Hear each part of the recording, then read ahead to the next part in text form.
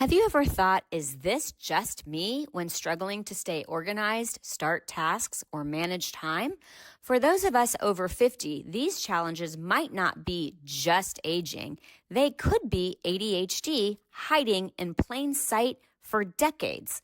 I'm Jami Shapiro, host of Grandma Has ADHD, and I'm building a community where your experiences matter. Whether you're diagnosed, questioning, or simply curious, you're not alone. Our Facebook group is filled with vibrant, understanding people over 50 who share their stories, strategies, and yes, even their struggles, with plenty of laughter along the way. Ready to find your people? Join our growing Grandma Has ADHD Facebook community. Please like and subscribe to the podcast wherever you listen, and share it with someone who might need to hear they're not alone, because ADHD doesn't have an age limit, and neither does understanding yourself better. Together, we're changing the conversation about ADHD after 50. Come be part of the story. Hi, and welcome to a really special edition of Grandma Has ADHD.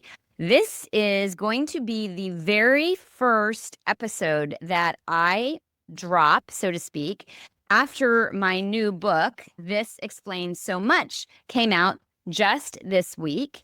I was having a conversation with my good friend Charna Kinneberg, who is one of the founders of NASMM. That's the National Association of Senior Move Managers. If you've been listening to my podcast, you know that I am a big advocate of NASMM, and that's how I got into this whole ADHD journey. She texted me to tell me that she was almost in tears from reading the book, and that so much of what I had shared had resonated with her. I said, Charna, I was going to do my own episode on Tuesday, drop the episodes on Tuesday, but I would love to interview you about your reaction to the book. And of course, I'll let you share what it is that you do. You graciously agreed. Here she is. As I indicated, she was one of the founders of the industry that I am in, which speaks very commonly to ADHD and how we see when something is missing, and we go in and we figure out what needs to happen. So anyway, that's just a very long-winded introduction. But hi, Charna. Hi, Jami. How are you? Good. How are you? I'm great. And for full disclosure, I've gotten about third to half of the way through the book, and I love it. I'm a dyslexic and I'm a slow reader, and it's great. And I will finish the book, which it's yeah. You know, my cousin actually messaged me, and she said the same thing. She said, I never read, and I'm halfway through the book. She said, but if I put it down, I'm afraid I will lose it and I won't pick it up again. But I've been surprised at how many people, because I was really scared to kind of put it all out there and say, this is how I live. Maybe other people aren't going to feel the way that I do, but I've been blown away by people like you that are just, and the dyslexic is one of the, have you gone through this is an ADHD? Okay. It's on there.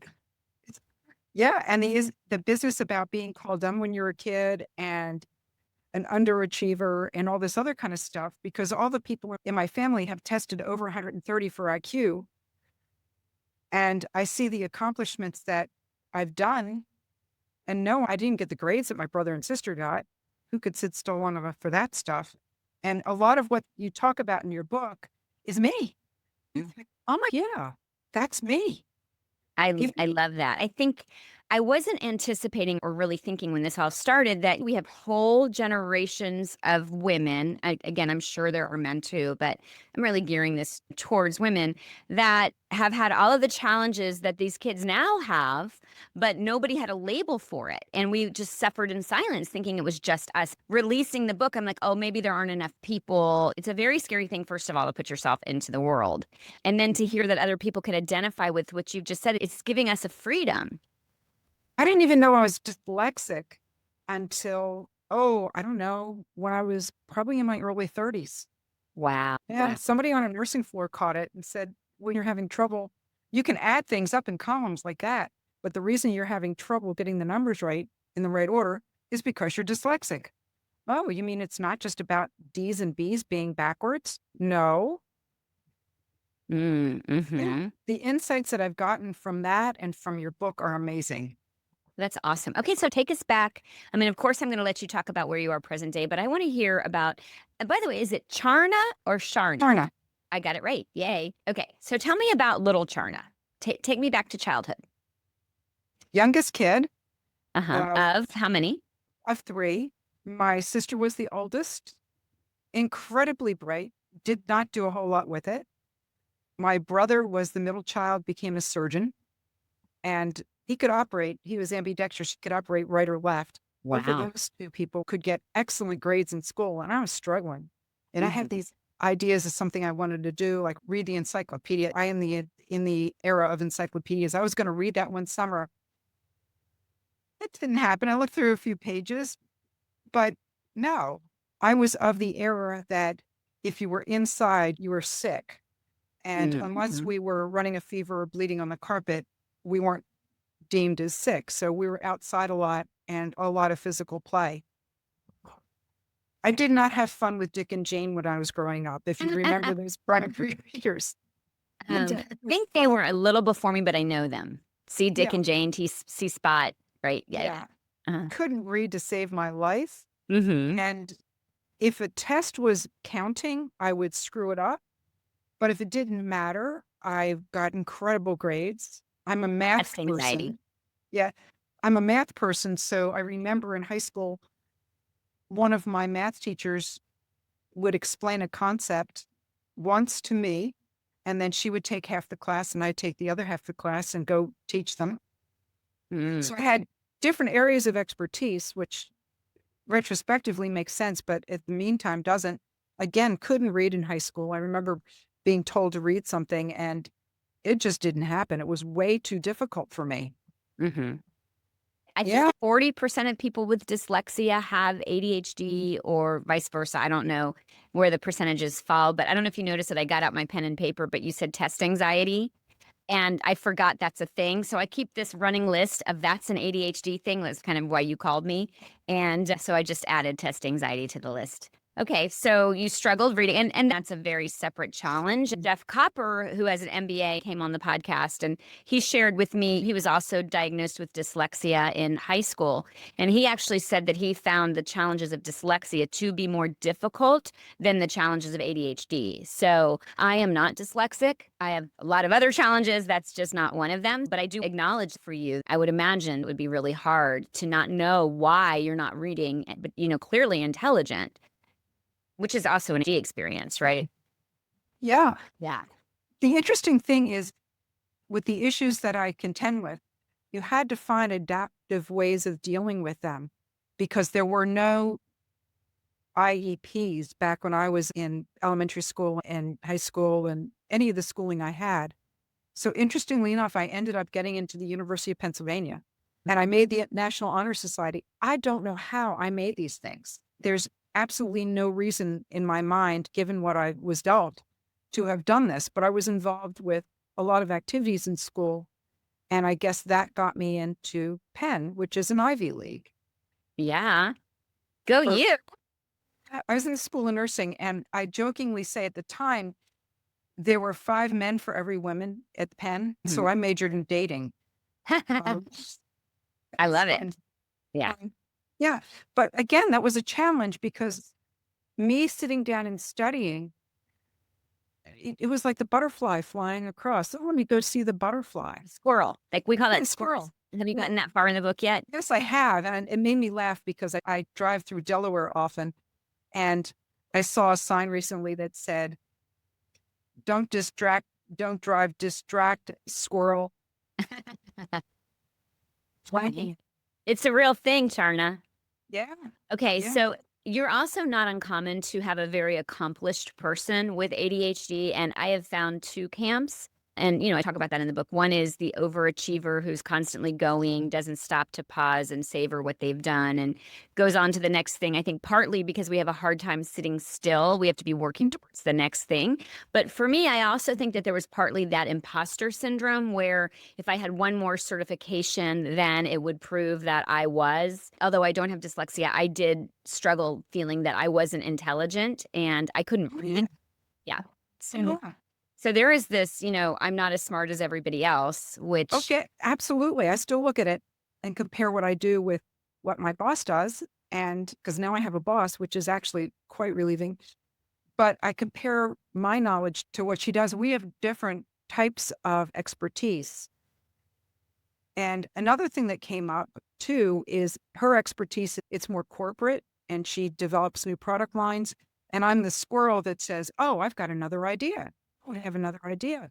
Until I got to this point in my life, those ideas to me were detrimental. And now I've got a situation where I'm working and my crazy ideas are actually things that are valuable. And I've never had that before. So what a relief that I could come up with an idea and somebody doesn't look at me like I'm crazy. They're able to sort out the gems in these ideas and take advantage of them. So You to know, me, that's gold mines. Sure. They have in the entrepreneur group that I was in, entrepreneur organization, I was in the accelerator for the people that weren't making $1 million, because hopefully I will one day. But they say that there are two different leaders in an organization. There's the visionary, which I think tends to be the people with ADHD. We have the grand ideas. We see things that people don't see, but we need that integrator. We need that person that's going to sort through those ideas and say, this one's good, because I'm sure you have the shiny object syndrome where you're like the next thing and then the next thing, right? So it's like, what? Well, interestingly enough, Joyce is always chasing after the next bright coin, and she can put things together and create another division. And I step back and I see the issues associated with getting it done and can take that and present it in such a way that we get attention. So whether it's another kind of presentation, I'm doing one in a few weeks about storage. Mm. That's another view of downsizing. Sure. But when I talked to the person that I'm doing this presentation for, he said, I never thought about talking about storage. Nobody's ever brought that up. Oh, It's a huge issue. It's a $44.3 billion issue in this country. And it's because we don't downsize. okay. That's a tangent that I want us to go down, because I definitely want to honor the work that we both do. But I also want to share with you something that I learned about dyslexia, and that is that a lot of multimillionaires are dyslexic because they recognize patterns in the market. They recognize patterns in things. So that could actually be your dyslexia working for you, by the way. But let's talk about storage, because I think that's a really important conversation, because I know with ADHD and a lot of the clients that I see, and I'm sure you've seen over the years, is a lot of stuff, and then they become overwhelmed with their stuff, and then it's just a deferred decision when that stuff goes into storage, or a family member dies, family's not ready to deal with it, and then it just goes to storage. I heard the statistic 1 out of every 10 people rents offsite storage. I'd love to hear what since you're working on the presentation, share. Yeah, I heard similar. It was like 1 out of 11. And that's just offsite storage as far as these self-storage things, but doesn't include the pods, doesn't include storing in your neighbor's basement or your daughter's basement, and also doesn't include storage that you get with movers. Mm. So that's 44.3. I bet it's more like 44.3 billion. My estimate is probably closer to someplace like 50 billion. Okay. Well, before you give all of this wonderful knowledge to our listeners, I would love for you to put a plug in for the company that you work for. And just so everyone is listening, Charna and I are both members of the same organization. I'm in San Diego. I own Silver Linings Transitions. And I have to say, Charna was one of the women that I met when I joined the industry 12 years ago. She was like the head and it's like one of the big people. And I remember being kind of like, remember when you're in school and you're little and you see the big seniors in high school? Oh, yeah. And you're like intimidated. And then like, here I am now, we're friends. So I feel like I've made it. I feel like I've made it too. You're amazing. Oh, thank you. But anyway, so I just shared the Silver Linings does senior move management, storage, garages, home organizing in San Diego, and share what it is that you do with Moyer Move. We're in the process of rebranding to just Moyer. The division I work with is Moyer Move Management. Mm-hmm. We also have a moving company. The moving company's been around since 1969. It's the 3rd generation. Amazing guys. They're incredible guys that run and own this organization. The Move Management division was started by a lady that used to work with transitional assistants in design. And they were acquired by Wayforth. And in the process of Wayforth downsizing, she was let go and went to work for the Moyers. That was in a week before the pandemic. Mm. Pandemic hit and they said, just stay the course, it'll be fine. She is truly a builder. And we went from nothing in 2020 to now we have over 60 people, between 60 and 70 people in our move management division. We just won top workplace in the Baltimore Sun as well as the Washington Post. Wow. Really good company. And our movers are independent. And this year they won Independent Mover of the Year from the American Truckers Association. Now, what That- I do, I kind of describe my job description is I work for a lady named Joyce Know-how. She's our president. I'll do anything Joyce wants me to do. I feel like that's my job description. And she kind of agrees with that. Nice. So That sounds it's perfect for an empty brain, right? Hattie, it works for me. So Yeah. I do a lot of presentations. I do sales calls sometimes with the salespeople. I sometimes pick up the odds and ends here and there. There's projects that I get involved with. Mainly, I do a lot of business development. Okay, so I want to take a step back because some people, this might be the first time that they're tuning into the Grandma Has ADHD podcast. Let me just briefly tell those of you who are listening what it is that we do as senior and specialty move managers. The industry started helping seniors when they were relocating from a home that they have maybe been in for many, many years, or they needed to go through their belongings and quote, use the word downsize. Now we're using the word right size because downsize sort of has a negative connotation. Right size is really more about what we're doing, but it's people go through the process of going through a lifetime of belongings, paring them down, and then handling all of the logistics of the move. And every member of NASMM is a member of a national association, actually more than national because we're in Canada and other countries. But we have a governing board. We have a code of ethics, which I know you serve on that, the code of ethics. I've worked with movers before, by the way, and I'm not just talking about as a move manager, but I've been the person that had to manage a mover do the bait and switch, and then you have no recourse. And what's really great about NASM is that, and we very rarely get complaints, but if there is a complaint against a member of NASM, it's addressed. You could lose your standing as a NASM member. But what's great about it is that 99% of us really good people with a lot of integrity, we want that layer of accountability. But so we exist, in other places running differently. As Charna said, hers has a moving attachment to it. My company partners with movers who we vet and oversee, but we don't have that part. So we all run a little differently, but all of us pretty much do the same thing. And that's making the process of moving a lot easier. One of the things that's so great about my work with ADHD is that one of the biggest challenges we have in ADHD is with executive functioning. How do you prioritize? How do you take on big tasks? How do you schedule things? Where do you begin? So that's just part of executive functioning, and also disorganization and clutter. So you can see we're working with a move management company. And in my company's case, we do home organizing as well. We do a lot of that. Yeah. So knowing that this is people who need our services because it's just not the way their brains work. I wanted to put that plug in. And then we're going to pause. We're going to come back. You're going to tell us a little bit about storage and what people can do if they are looking at a lot of storage, kind of what you're sharing with your audience.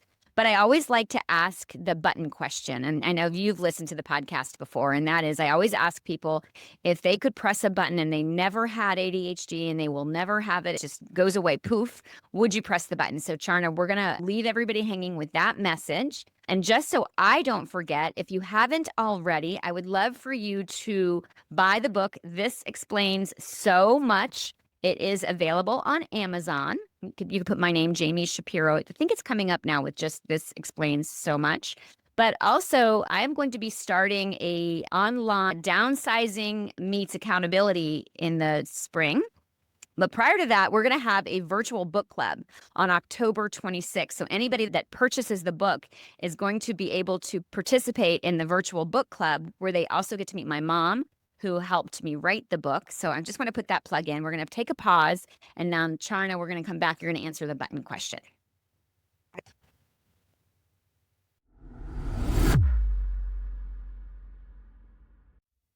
Hey there, Grandma Has ADHD listeners. I'm your host, Jami Shapiro, and do I have some exciting news? My book, This Explains So Much, Understanding Undiagnosed ADHD, is now available on Amazon. My mom, Vicki, and I wrote this together. She's the original grandma who inspired this whole journey. I'm calling this the perfect is the enemy of done version, because if I waited until it was perfect, you'd never be holding it in your hands. This book is for us, those of us who've spent our whole lives feeling like we were too much or never quite enough. Inside, you'll find why you've always felt different, ADHD traits you didn't even know were ADHD traits, how to declutter without the shame spiral, and so much more about thriving with ADHD after 50. Here is the exciting part. Everyone who purchases the book gets free access to a virtual book club that my mom and I are hosting. So mark your calendars for Sunday, October 26th at 3:30 p.m. Pacific, 6:30 p.m. Eastern. We're going to share stories, laugh about our ADHD moments, and create that safe space where you can finally take off that girdle. When you read the book, you'll know what I mean, and just be yourself. Here's what to do. Head to Amazon, search This Explains So Much, Jami Shapiro, grab your copy, paperback or ebook, and visit grandmahasadhd.com to take the ADHD quiz and get your book club registration link. Understanding your ADHD isn't adding to your plate. It's finally understanding why your plate has always felt so full. I cannot wait to see you at the book club and hear your stories. And if the book resonates, please leave an Amazon review, as well as for this podcast, to help other women find their light bulb moments. Thank you for being part of this community. This book exists because of all of you. Ever wondered why helping a loved one declutter feels like speaking different languages? I did, especially with my mom. It wasn't until I founded Silver Linings Transitions, helping San Diego seniors organize and move for over a decade, that I discovered why. We all experience clutter differently, and for those of us with ADHD, it's a whole other world. If you are listening in the San Diego area and feeling stuck with moving, paperwork, photos, or home organization, our team at Silver Linings Transitions gets it. We understand ADHD's unique challenges, and we won't just help you get organized. We'll create sustainable systems that finally stick. Schedule a consultation with our team today at 760-522-1624. That's 760-522-1624, or find us at silverliningstransitions.com. So we are back with Charna Kinneberg from Moyer, because that's what we're calling it right now, and in the Maryland area. And I asked before we left for the break, Charna, would you press the button and not have ADHD? No. No, you would not press the button. I wouldn't press the button. There are disadvantages and there are advantages. And at this point in my life, I like the way my brain works. It sounds kind of weird, but I really like how crazy it is. Me too. And I really like, whether it's ADHD causing it or dyslexia or a combination of both, I really like the creativity that I can bring to situation. And when, of course, you describe it in the book, it's like I'm scattered all over the place until I get to something I really want to do. And then you may as well rip a bone away from a dog. It's absolutely impossible. And I think some of the things when I was growing up, I remember working at 11 to 7 and being bored, and came up with a pattern of a sweater that was a very intricate pattern for knitting, of a fisherman's sweater for a niece of mine, because there were no patterns that were this big. Absolutely. What AD does, because then I was like a dog with a bone. And I wasn't distracted because I was bored. Right. You and I, we got on the tangent of the woo-woo story when I had shared with you, and I say this, in the book, that I feel that we were born with these brains for a reason. That we have something to contribute, and that these brains allow us, once we figure out what it is, to contribute. And one of the reasons that I am so passionate about doing this work with older adults is there are so many people in our society that think it doesn't matter. Why does it matter that, an older adult discovers that they have ADHD? They've been functioning this way for this many years. And, and I say in every episode, and I will probably say it in every episode, is at what point in life do you want to stop learning? Do you want to cease to matter? Do you want to stop growing? And it's basically finding your purpose and figuring out what you're good at. There is never a point that you should stop pursuing that. That was sort of where I was going with that. So from my perspective too, it's given me the opportunity to forgive myself for what I saw were character defects. And it's not a character defect. It's not even a design defect. It's an alternate universe that I happen to live in.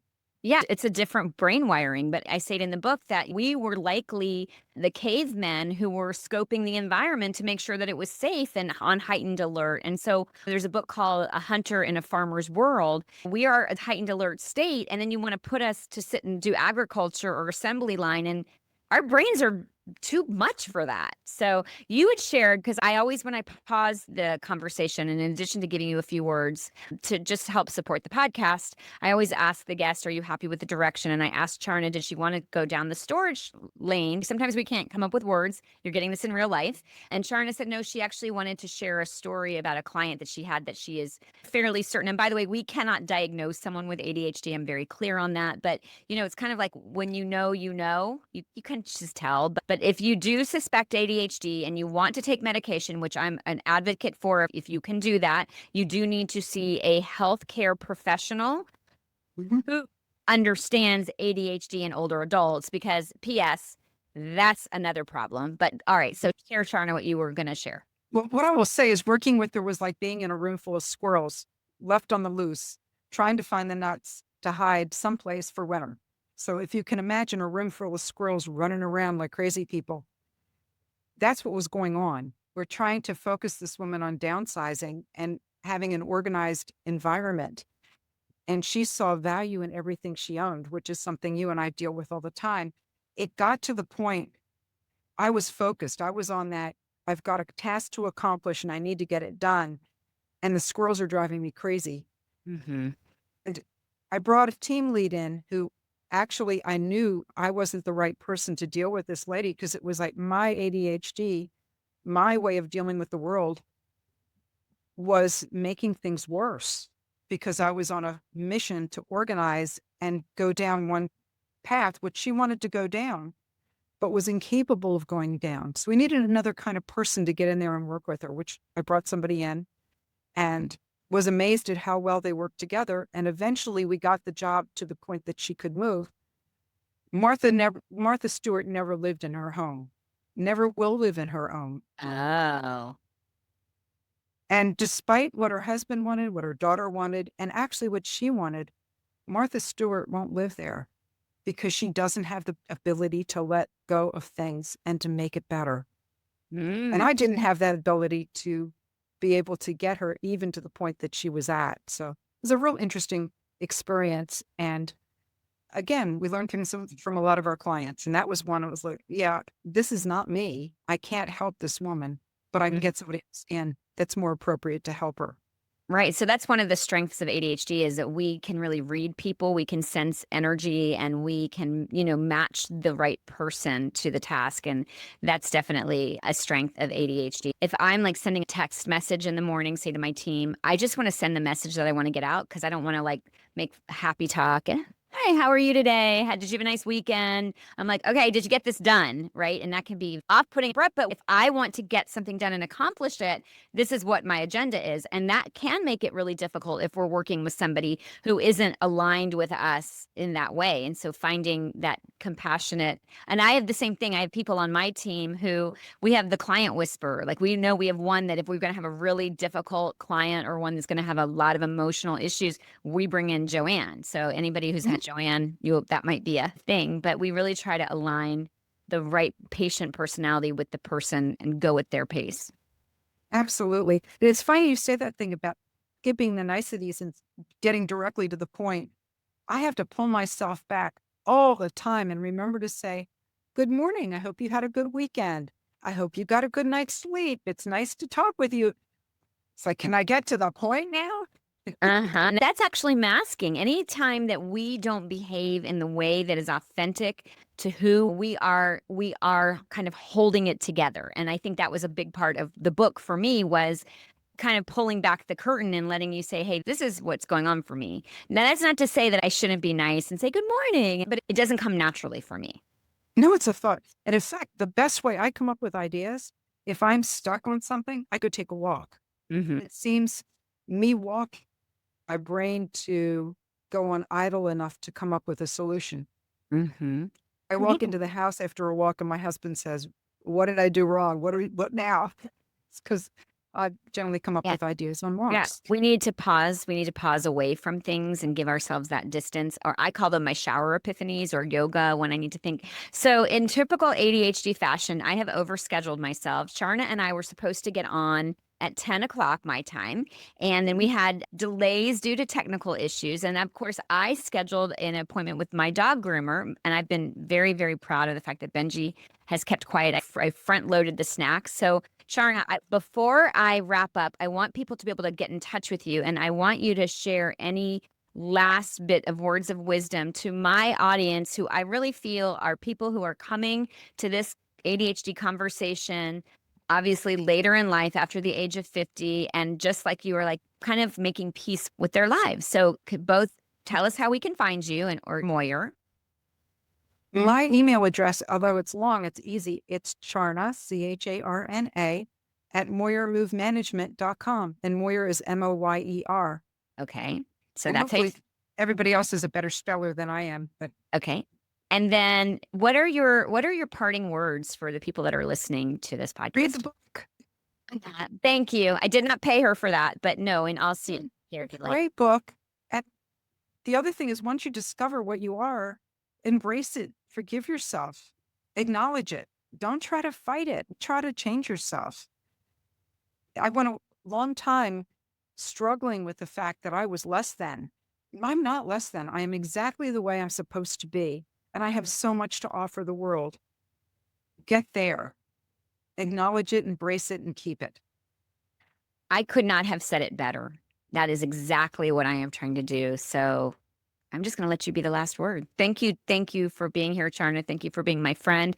Thank you for being a founding member of NASMM. The work that we do is so helpful to seniors, to their families, to people who would rather take a vacation than take days off of work to make a move, because moving is one of life's biggest stressors, and we make that pleasurable. So thanks so much for being on the podcast. And I hope that for those of you who listened, you learned something. And I will probably have Charna back on because she just has so much to say. So when you finish the book, Charna, there's your little reward for finishing. I'm going to have you back on and we'll go through it. After NASMM. All right. Okay. We have a conference coming up. Take care, everybody. Thanks for listening. The opinions expressed on Grandma Has ADHD podcast are those of our guests and hosts and are intended for informational and entertainment purposes only. This podcast does not provide medical advice, diagnosis, or treatment. The content discussed in this episode is not a substitute for professional medical advice, diagnosis, or treatment. Always seek the advice of your physician, mental health professional, or other qualified health provider with any questions you may have regarding a medical condition or mental health concern. Never disregard professional medical advice or delay in seeking it because of something you have heard on this podcast. If you think you may have a medical emergency, call your doctor or emergency services immediately. The hosts, guests, and producers of Grandma Has ADHD do not assume any liability for the content of this podcast. Listen at your own discretion.